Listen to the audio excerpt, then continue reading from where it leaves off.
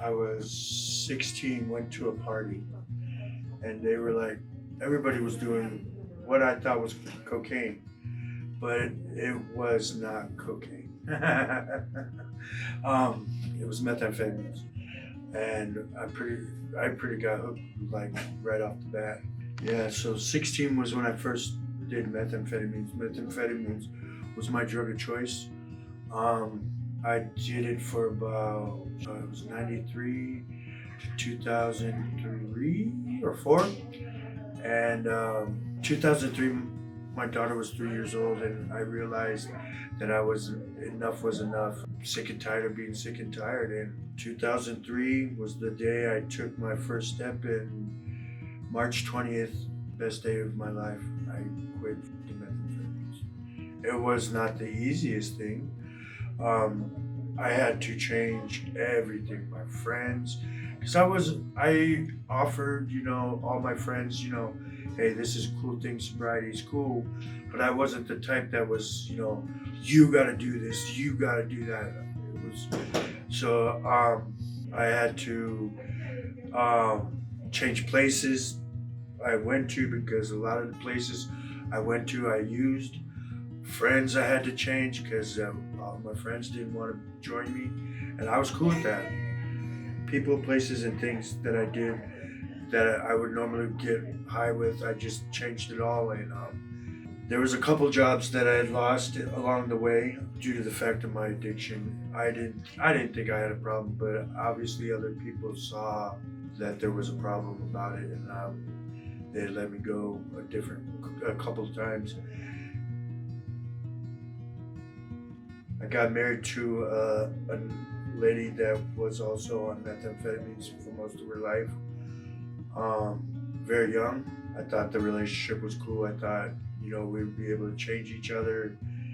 And yeah, we just started using together, and that was not a good idea at all. I was married to her for 16 years. She was very abusive, emotionally, mentally, and physically. And yeah, about for 16 years. And right around 2003 ish, I had to leave my kids with their mom. The relationship was so toxic. I was tired of fighting in front of my kids, and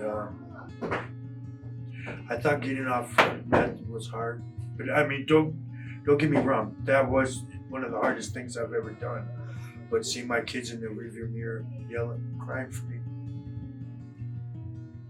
not to go was way harder. But I persevered. Um, I came back down here. I stayed with my mom for a little bit. I kind of isolated really bad for about 6 months, where I was in a bad spot. My sister used to work here, and she was like, "Man, I got this place. You should check it out." I was like, "Oh, whatever. It's just my sister, being the sister that she was, trying to get me out of my funk." And I was like, "All right, let's do it." And I, for 2 weeks, sat back, just observed, and I realized there was people going through the same stuff, if not the same or similar to what I was going through. And 9 years. I personally really like this place because, like I said, they've helped me through a lot of what I've been going through. Yes, I got in trouble with paraphernalia, and what had happened was I had gotten in. I was at a park just chilling, didn't even think about it. I sparked up a ball. Next thing I know, a ranger came from out of nowhere, and was like, "What are you guys doing?" I couldn't tell him anything because I was still a mid hit when he walked up, so there was no trying to be like nothing. But he already caught me, so there was no point in trying to even try to get out of it. But yeah, the cops were called. They came. I had just put the last of what I had, so I really didn't get in trouble for the bag itself, but I did have what was in the pipe, and they took me to jail. It was overnight. They let me out on OR. I went back and I didn't go back to court that day or where I was supposed to.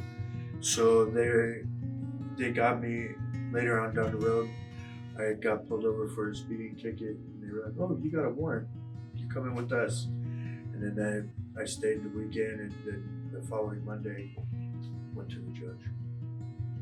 Yeah, there were, like I said, I could have been like nothing. I could have tried to hide it, but like I said, I was in mid stride, and there was no there was no trying to cover that one up.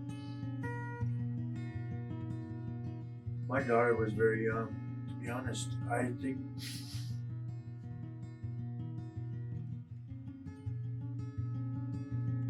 terrible. She probably saw us, me and her mom, through some definitely dark stuff, and that should be no place for a kid to be at. My daughter at 13 told me, "Dad, you don't need to live like this. You need to get out of the relationship with your mom and the drugs." And I was still kind of into my addiction, so I kind of went in one ear, out the other. Daughter came to me at 15, said the same thing, and it stuck. And it's very hard to hear that from your own kid, especially at 15 and 13 even. But yeah, that second time it sunk in, and I stopped straight cold turkey. I left. I had to, because they didn't see that anymore. And what sucked is I couldn't take them with me. I was not stable financially, or I wasn't even sure where the hell I was going. So I had to leave them with their mom, because at least I knew right then and there they were going to be taken care of. Yes. And the funny thing about that is she's 23, and she came to me and said, and I actually came to her, and I sat down with her and we talked, and I was like, I know that I had some to do with it, but it was not all me. And she told me she knew. "I know, Daddy. It wasn't just you, it was Mom too." And that made my heart flutter, because I always thought that they thought I was just the one that was doing all the bad and everything. And she goes, "No, I know it wasn't just you." And that made my heart oh. But yeah, so my son, he was born towards the end of it, so he really didn't get the full effect as my daughter did. But I mean, he got affected as well, but not as intense as like my daughter. I would have told him not to do drugs, or not to go to that party. And also, and I hate to say this too, tell my past self not to get married as young as I did, because I wasn't in love. I was more in, I don't even know what the word is that I'm looking for, but yeah, just wait to get married. That was too young. And also, if you have dreams and aspirations, just put your mind, soul, and heart into it, and everything will be all good. Yes, I got 19 years off of methamphetamines, and it's been awesome 19 years, and yeah, that's about it. But I'm looking forward to it, because I never thought my addiction that I would have 20 years off of it. So I like to read, and I like to read during my addiction, but I read more books after, because I definitely needed something to do besides getting high. And yeah, reading I'm an artist. I don't paint very well, like portraits or anything.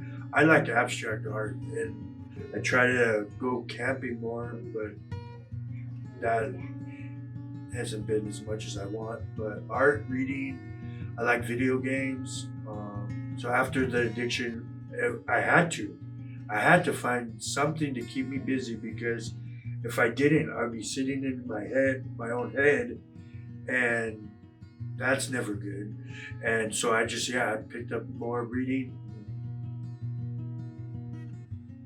That's variety as possible. If you put your right foot forward and keep going forward, anything's possible.